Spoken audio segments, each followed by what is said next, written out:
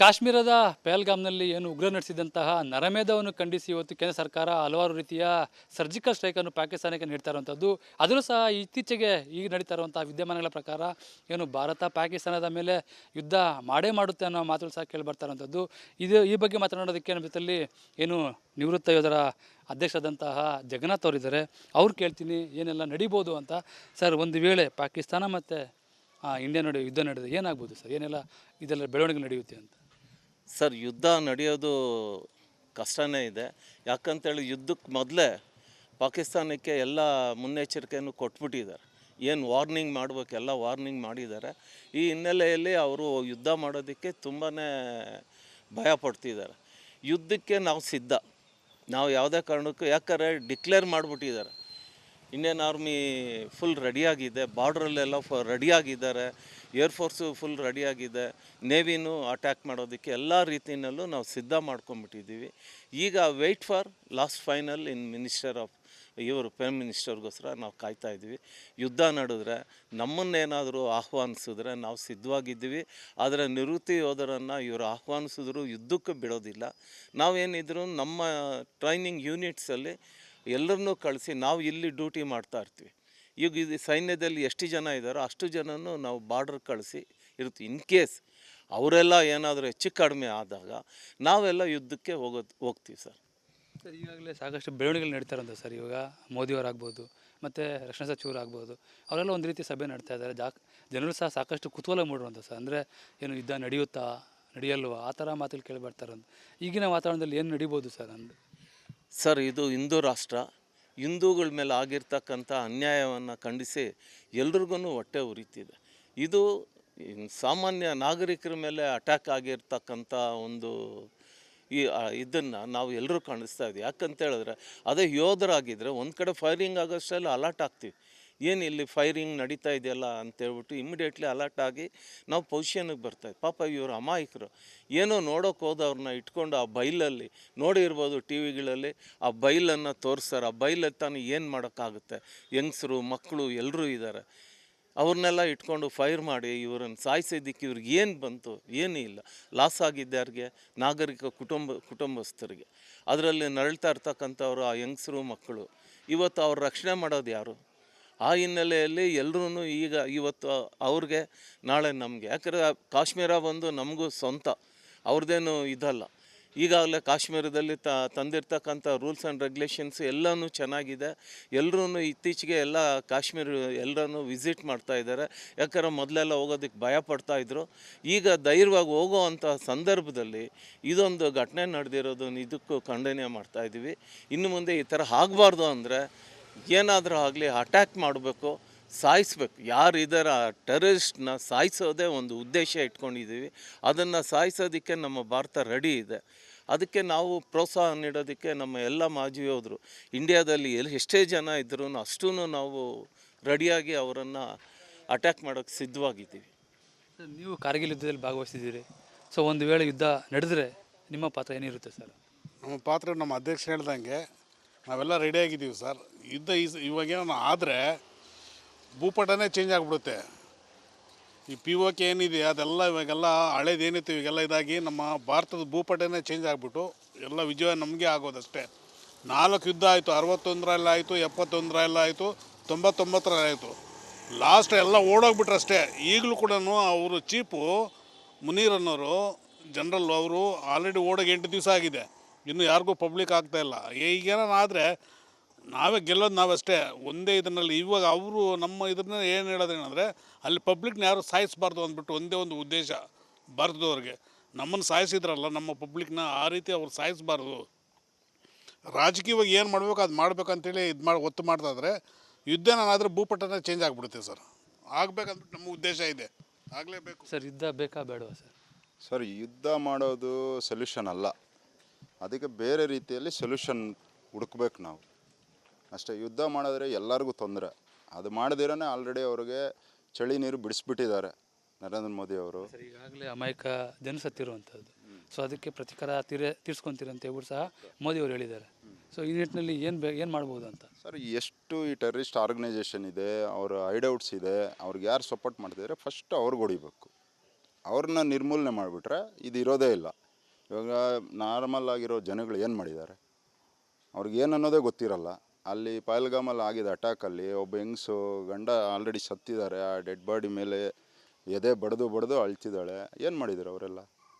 ಅದೆಲ್ಲ ತುಂಬ ಅನ್ಯಾಯ. ಅದು ಆ ಥರ ಯಾರು ಮಾಡ್ತಿದ್ದಾರೆ ಇವಾಗ? ಆಲ್ರೆಡಿ ಆ ಹೈಡೌಟ್ಸ್ನೆಲ್ಲ ಕಂಪ್ಲೀಟ್ ಅವ್ರ ಟ್ರೈನಿಂಗ್ ಹೈಡೌಟ್ಸ್ ಆಗಲಿ ಇನ್ನೊಂದಾಗಲಿ ಅವ್ರು ಸಪೋರ್ಟ್ ಮಾಡಿದವರಾಗಲಿ ಇಲ್ಲೇ ಇದ್ದಾರೆ, ಇಂಡ್ಯಾದಲ್ಲೇ ಸಪೋರ್ಟ್ ಮಾಡೋರು. ಏನು ಮಾಡ್ತಿದ್ದಾರೆ? ರಾಜಕೀಯ ವ್ಯಕ್ತಿಗಳು ಹಿಂದ್ಗಡೆ ಬಚ್ಚಿಕೊಂಡಿದ್ದಾರೆ. ಫಸ್ಟ್ ಅವ್ರು ನೋಡಿಬೇಕು. ಇವಿಷ್ಟು ನಿವೃತ್ತ ಯೋಧರ ಮಾತಾಡೋದು. ಒಟ್ಟಾರೆ ಹೇಳ್ಬೇಕಂತ ಹೇಳಿದ್ರೆ ಏನು ದೇಶಕ್ಕಾಗಿ ನಾವು ಏನೇ ಮಾಡೋದು ಸಿದ್ಧ, ಮತ್ತು ಪ್ರಧಾನಿಯವರು ಕೈಗೊಳ್ಳುವಂತಹ ಯಾವುದೇ ನಿರ್ಧಾರಕ್ಕೂ ಸಹ ನಾವು ಬದ್ಧ ಅನ್ನೋದು ಏನು ಮಾಜಿ ಯೋಧರ ಮಾತಾಗಿರುವಂಥದ್ದು. ಕ್ಯಾಮ್ರಾ ಪರ್ಸನ್ ಶಿವ ಜೊತೆ ಸುರೇಶ್, ರಿಪಬ್ಲಿಕ್ ಕನ್ನಡ, ಕೋಲಾರ. ಕಾಶ್ಮೀರದ ಪಹಲ್ಗಾಮ್ನಲ್ಲಿ ಏನು ಉಗ್ರ ನಡೆಸಿದಂತಹ ನರಮೇಧವನ್ನು ಖಂಡಿಸಿ ಇವತ್ತು ಕೇಂದ್ರ ಸರ್ಕಾರ ಹಲವಾರು ರೀತಿಯ ಸರ್ಜಿಕಲ್ ಸ್ಟ್ರೈಕನ್ನು ಪಾಕಿಸ್ತಾನಕ್ಕೆ ನೀಡ್ತಾ ಇರುವಂಥದ್ದು. ಅದನ್ನು ಸಹ ಇತ್ತೀಚೆಗೆ ಈಗ ನಡೀತಾ ಇರುವಂಥ ವಿದ್ಯಮಾನಗಳ ಪ್ರಕಾರ ಏನು ಭಾರತ ಪಾಕಿಸ್ತಾನದ ಮೇಲೆ ಯುದ್ಧ ಮಾಡುತ್ತೆ ಅನ್ನೋ ಮಾತುಗಳು ಸಹ ಕೇಳಿ ಬರ್ತಾ ಇರುವಂಥದ್ದು. ಈ ಬಗ್ಗೆ ಮಾತನಾಡೋದಕ್ಕೆ ನಮ್ಮ ಜೊತೆಯಲ್ಲಿ ಏನು ನಿವೃತ್ತ ಯೋಧರ ಅಧ್ಯಕ್ಷರಾದಂತಹ ಜಗನ್ನಾಥ್ ಅವರಿದ್ದಾರೆ. ಅವ್ರು ಕೇಳ್ತೀನಿ ಏನೆಲ್ಲ ನಡಿಬೋದು ಅಂತ. ಸರ್, ಒಂದು ವೇಳೆ ಪಾಕಿಸ್ತಾನ ಮತ್ತು ಇಂಡಿಯಾ ನಡುವೆ ಯುದ್ಧ ನಡೆದು ಏನಾಗ್ಬೋದು ಸರ್? ಏನೆಲ್ಲ ಇದೆಲ್ಲ ಬೆಳವಣಿಗೆ ನಡೆಯುತ್ತೆ ಅಂತ? ಸರ್, ಯುದ್ಧ ನಡೆಯೋದು ಕಷ್ಟನೇ ಇದೆ. ಯಾಕಂತೇಳಿ ಯುದ್ಧಕ್ಕೆ ಮೊದಲೇ ಪಾಕಿಸ್ತಾನಕ್ಕೆ ಎಲ್ಲ ಮುನ್ನೆಚ್ಚರಿಕೆಯನ್ನು ಕೊಟ್ಬಿಟ್ಟಿದ್ದಾರೆ. ಏನು ವಾರ್ನಿಂಗ್ ಮಾಡಬೇಕೆಲ್ಲ ವಾರ್ನಿಂಗ್ ಮಾಡಿದ್ದಾರೆ. ಈ ಹಿನ್ನೆಲೆಯಲ್ಲಿ ಅವರು ಯುದ್ಧ ಮಾಡೋದಕ್ಕೆ ತುಂಬಾ ಭಯ ಪಡ್ತಿದ್ದಾರೆ. ಯುದ್ಧಕ್ಕೆ ನಾವು ಸಿದ್ಧ, ನಾವು ಯಾವುದೇ ಕಾರಣಕ್ಕೂ, ಯಾಕಂದರೆ ಡಿಕ್ಲೇರ್ ಮಾಡಿಬಿಟ್ಟಿದ್ದಾರೆ. ಇಂಡಿಯನ್ ಆರ್ಮಿ ಫುಲ್ ರೆಡಿಯಾಗಿದೆ, ಬಾರ್ಡ್ರಲ್ಲೆಲ್ಲ ರೆಡಿಯಾಗಿದ್ದಾರೆ, ಏರ್ಫೋರ್ಸು ಫುಲ್ ರೆಡಿಯಾಗಿದೆ, ನೇವಿನೂ ಅಟ್ಯಾಕ್ ಮಾಡೋದಕ್ಕೆ ಎಲ್ಲ ರೀತಿಯಲ್ಲೂ ನಾವು ಸಿದ್ಧ ಮಾಡ್ಕೊಂಬಿಟ್ಟಿದ್ದೀವಿ. ಈಗ wait for last final in minister of prime ಮಿನಿಸ್ಟರ್ಗೋಸ್ಕರ ನಾವು ಕಾಯ್ತಾ ಇದ್ದೀವಿ. ಯುದ್ಧ ನಡೆದ್ರೆ ನಮ್ಮನ್ನೇನಾದರೂ ಆಹ್ವಾನಿಸಿದ್ರೆ ನಾವು ಸಿದ್ಧವಾಗಿದ್ದೀವಿ. ಆದರೆ ನಿವೃತ್ತಿ ಯೋಧರನ್ನು ಇವರು ಆಹ್ವಾನಿಸಿದ್ರು ಯುದ್ಧಕ್ಕೆ ಬಿಡೋದಿಲ್ಲ. ನಾವೇನಿದ್ರು ನಮ್ಮ ಟ್ರೈನಿಂಗ್ ಯೂನಿಟ್ಸಲ್ಲಿ ಎಲ್ಲರನ್ನೂ ಕಳಿಸಿ ನಾವು ಇಲ್ಲಿ ಡ್ಯೂಟಿ ಮಾಡ್ತಾ ಇರ್ತೀವಿ. ಈಗ ಇದು ಸೈನ್ಯದಲ್ಲಿ ಎಷ್ಟು ಜನ ಇದ್ದಾರೋ ಅಷ್ಟು ಜನನೂ ನಾವು ಬಾರ್ಡ್ರ್ ಕಳಿಸಿ ಇರ್ತೀವಿ. ಇನ್ ಕೇಸ್ ಅವರೆಲ್ಲ ಏನಾದರೂ ಹೆಚ್ಚು ಕಡಿಮೆ ಆದಾಗ ನಾವೆಲ್ಲ ಯುದ್ಧಕ್ಕೆ ಹೋಗ್ತೀವಿ ಸರ್.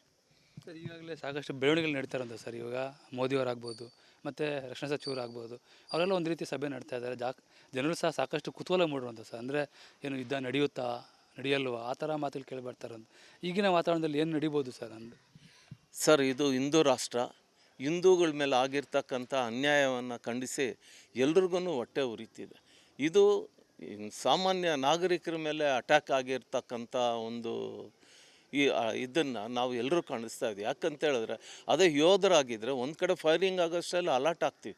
ಏನು ಇಲ್ಲಿ ಫೈರಿಂಗ್ ನಡೀತಾ ಇದೆಯಲ್ಲ ಅಂತೇಳ್ಬಿಟ್ಟು ಇಮಿಡಿಯೇಟ್ಲಿ ಅಲರ್ಟ್ ಆಗಿ ನಾವು ಪೊಸಿಷನ್ಗೆ ಬರ್ತಾಯಿದ್ವಿ. ಪಾಪ ಇವರು ಅಮಾಯಕರು ಏನೋ ನೋಡೋಕೆ ಹೋದವ್ರನ್ನ ಇಟ್ಕೊಂಡು ಆ ಬೈಲಲ್ಲಿ ನೋಡಿರ್ಬೋದು ಟಿ ವಿಗಳಲ್ಲಿ, ಆ ಬೈಲನ್ನು ತೋರಿಸ್ತಾರೆ. ಆ ಬೈಲಲ್ಲಿ ತಾನು ಏನು ಮಾಡೋಕ್ಕಾಗುತ್ತೆ? ಹೆಂಗಸರು ಮಕ್ಕಳು ಎಲ್ಲರೂ ಇದ್ದಾರೆ. ಅವ್ರನ್ನೆಲ್ಲ ಇಟ್ಕೊಂಡು ಫೈರ್ ಮಾಡಿ ಇವರನ್ನು ಸಾಯಿಸೋದಕ್ಕೆ ಇವ್ರಿಗೆ ಏನು ಬಂತು? ಏನೂ ಇಲ್ಲ. ಲಾಸ್ ಆಗಿದ್ದಾರಿಗೆ ನಾಗರಿಕ ಕುಟುಂಬಸ್ಥರಿಗೆ, ಅದರಲ್ಲಿ ನರಳ್ತಾ ಇರ್ತಕ್ಕಂಥವ್ರು ಆ ಹೆಂಗಸರು ಮಕ್ಕಳು. ಇವತ್ತು ಅವ್ರ ರಕ್ಷಣೆ ಮಾಡೋದು ಯಾರು? ಆ ಹಿನ್ನೆಲೆಯಲ್ಲಿ ಎಲ್ಲರೂ ಇವತ್ತು ಅವ್ರಿಗೆ ನಾಳೆ ನಮಗೆ, ಯಾಕಂದರೆ ಕಾಶ್ಮೀರ ಬಂದು ನಮಗೂ ಸ್ವಂತ, ಅವ್ರದ್ದೇನು ಇದಲ್ಲ. ಈಗಾಗಲೇ ಕಾಶ್ಮೀರದಲ್ಲಿ ತಂದಿರ್ತಕ್ಕಂಥ ರೂಲ್ಸ್ ಆ್ಯಂಡ್ ರೆಗ್ಯುಲೇಷನ್ಸ್ ಎಲ್ಲನೂ ಚೆನ್ನಾಗಿದೆ. ಎಲ್ಲರೂ ಇತ್ತೀಚೆಗೆ ಎಲ್ಲ ಕಾಶ್ಮೀರ ಎಲ್ಲರೂ ವಿಸಿಟ್ ಮಾಡ್ತಾ ಇದ್ದಾರೆ. ಯಾಕಂದರೆ ಮೊದಲೆಲ್ಲ ಹೋಗೋದಕ್ಕೆ ಭಯ ಪಡ್ತಾಯಿದ್ರು. ಈಗ ಧೈರ್ಯವಾಗಿ ಹೋಗೋ ಅಂಥ ಸಂದರ್ಭದಲ್ಲಿ ಇದೊಂದು ಘಟನೆ ನಡೆದಿರೋದು ಇದಕ್ಕೂ ಖಂಡನೆ ಮಾಡ್ತಾಯಿದ್ದೀವಿ. ಇನ್ನು ಮುಂದೆ ಈ ಥರ ಆಗಬಾರ್ದು ಅಂದರೆ ಏನಾದರೂ ಆಗಲಿ ಅಟ್ಯಾಕ್ ಮಾಡಬೇಕು, ಸಾಯಿಸ್ಬೇಕು. ಯಾರು ಇದರ ಟೆರರಿಸ್ಟ್ನ ಸಾಯಿಸೋದೇ ಒಂದು ಉದ್ದೇಶ ಇಟ್ಕೊಂಡಿದ್ದೀವಿ. ಅದನ್ನು ಸಾಯಿಸೋದಕ್ಕೆ ನಮ್ಮ ಭಾರತ ರೆಡಿ ಇದೆ. ಅದಕ್ಕೆ ನಾವು ಪ್ರೋತ್ಸಾಹ ನೀಡೋದಕ್ಕೆ ನಮ್ಮ ಎಲ್ಲ ಮಾಜಿ ಯೋಧರು ಇಂಡಿಯಾದಲ್ಲಿ ಎಷ್ಟೇ ಜನ ಇದ್ರೂ ಅಷ್ಟೂ ನಾವು ರೆಡಿಯಾಗಿ ಅವರನ್ನು ಅಟ್ಯಾಕ್ ಮಾಡೋಕ್ಕೆ ಸಿದ್ಧವಾಗಿದ್ದೀವಿ. ಸರ್, ನೀವು ಕಾರ್ಗಿಲ್ ಯುದ್ಧದಲ್ಲಿ ಭಾಗವಹಿಸಿದ್ದೀರಿ. ಸೊ ಒಂದು ವೇಳೆ ಯುದ್ಧ ನಡೆದರೆ ನಿಮ್ಮ ಪಾತ್ರ ಏನಿರುತ್ತೆ ಸರ್? ನಮ್ಮ ಪಾತ್ರ ನಮ್ಮ ಅಧ್ಯಕ್ಷ ಹೇಳ್ದಂಗೆ ನಾವೆಲ್ಲ ರೆಡಿಯಾಗಿದ್ದೀವಿ ಸರ್. ಯುದ್ಧ ಇವಾಗೇನೋ ಆದರೆ ಭೂಪಟನೇ ಚೇಂಜ್ ಆಗಿಬಿಡುತ್ತೆ. ಈ POK ಏನಿದೆ ಅದೆಲ್ಲ ಇವಾಗೆಲ್ಲ ಹಳೇದೇನಿತ್ತು ಇವಾಗೆಲ್ಲ ಇದಾಗಿ ನಮ್ಮ ಭಾರತದ ಭೂಪಟನೇ ಚೇಂಜ್ ಆಗಿಬಿಟ್ಟು ಎಲ್ಲ ವಿಜಯ ನಮಗೆ ಆಗೋದಷ್ಟೇ. 4 ಯುದ್ಧ ಆಯಿತು, 61ರಲ್ಲಿ ಆಯಿತು, 71ರಲ್ಲಿ ಆಯಿತು, 99ರಲ್ಲಿ ಆಯಿತು. ಲಾಸ್ಟ್ ಎಲ್ಲ ಓಡೋಗ್ಬಿಟ್ರೆ ಅಷ್ಟೇ. ಈಗಲೂ ಕೂಡ ಅವರು ಚೀಫು ಮುನೀರ್ ಅನ್ನೋರು ಜನರಲ್, ಅವರು ಆಲ್ರೆಡಿ ಓಡೋಗಿ 8 ದಿವಸ ಆಗಿದೆ. ಇನ್ನೂ ಯಾರಿಗೂ ಪಬ್ಲಿಕ್ ಆಗ್ತಾಯಿಲ್ಲ. ಈಗೇನಾದ್ರೆ ನಾವೇ ಗೆಲ್ಲೋದು ನಾವಷ್ಟೇ ಒಂದೇ ಇದರಲ್ಲಿ. ಇವಾಗ ಅವರು ನಮ್ಮ ಇದನ್ನ ಏನು ಹೇಳೋದೇನೆಂದರೆ, ಅಲ್ಲಿ ಪಬ್ಲಿಕ್ನ ಯಾರು ಸಾಯಿಸಬಾರ್ದು ಅಂದ್ಬಿಟ್ಟು ಒಂದೇ ಒಂದು ಉದ್ದೇಶ ಭಾರತದವ್ರಿಗೆ. ನಮ್ಮನ್ನು ಸಾಯಿಸಿದ್ರಲ್ಲ ನಮ್ಮ ಪಬ್ಲಿಕ್ನ, ಆ ರೀತಿ ಅವ್ರು ಸಾಯಿಸಬಾರ್ದು. ರಾಜಕೀಯವಾಗಿ ಏನು ಮಾಡಬೇಕು ಅದು ಮಾಡಬೇಕಂತೇಳಿ ಒತ್ತು ಮಾಡ್ತಾಯಿದ್ರೆ ಯುದ್ಧನಾದರೆ ಭೂಪಟನೇ ಚೇಂಜ್ ಆಗಿಬಿಡುತ್ತೆ ಸರ್. ಆಗಬೇಕಂದ್ಬಿಟ್ಟು ನಮ್ಮ ಉದ್ದೇಶ ಇದೆ, ಆಗಲೇಬೇಕು ಸರ್. ಯುದ್ಧ ಬೇಕಾ ಬೇಡವಾ ಸರ್?